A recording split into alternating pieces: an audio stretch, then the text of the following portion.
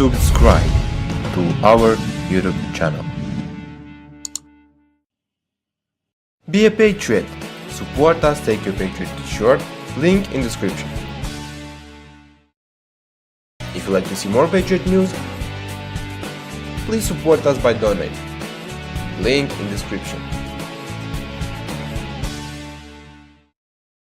People noticed two disgusting things about Ruth Bader Ginsburg's D.C. sighting.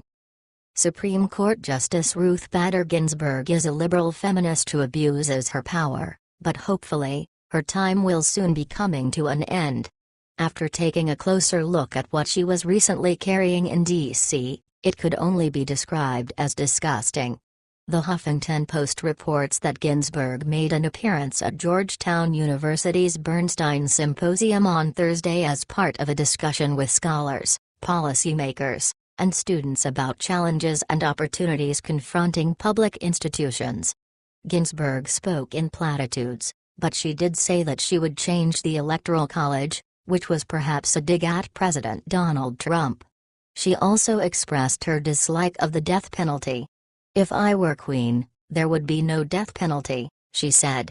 As reported by Mercury News, Ginsburg also mentioned her longing for a spirit of bipartisanship in Washington, D.C., saying, "I wish there was a way I could wave a magic wand and put it back when people respected each other, and voted for the good of the country and not just along party lines.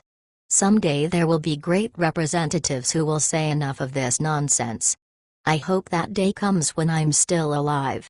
Ginsburg's sentiments sound nice at first, but in truth, she is as confrontational as any other liberal in government.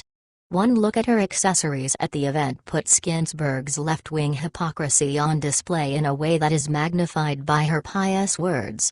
So, this champion of equality and bipartisanship brags about her affinity for dissent and of her face appearing alongside it? Like most liberals, Ginsburg says things that sound pleasing to the ear but feels gratified by putting their hypocrisy on display. In a way, it is similar to how socialist Bernie Sanders decries the wealthy then buys an additional $600,000 plus beach home. The tote bag is actually part of a promotion for the book, I Dissent, Ruth Bader Ginsburg Makes Her Mark, written by Debbie Lovey and illustrated by Elizabeth Baddeley. Perhaps Ginsburg needs to revisit the difference between dissent and unity before preaching about bipartisanship.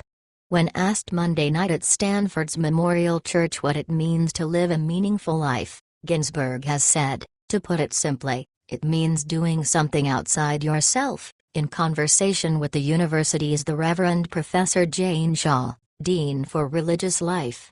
"I tell law students, if you are going to be a lawyer and just practice your profession, you have a skill, very much like a plumber," she added. "But if you want to be a true professional, you will do something outside yourself. Something that makes life a little better for people less fortunate than you. Wouldn't life be more meaningful without hypocritical theatrics?" Most people agree that it would, but liberals like Ginsburg cannot resist the temptation to glorify themselves, even when it demonstrates a direct contradiction with the values that they claim to possess and champion. Perhaps it is better that liberals cling to these old, tired ways, as they have ushered in the end of the Clinton era and welcomed unconventional leaders like President Donald Trump. In short, hypocrisy like that displayed by Ginsburg has helped the left dig its own political grave.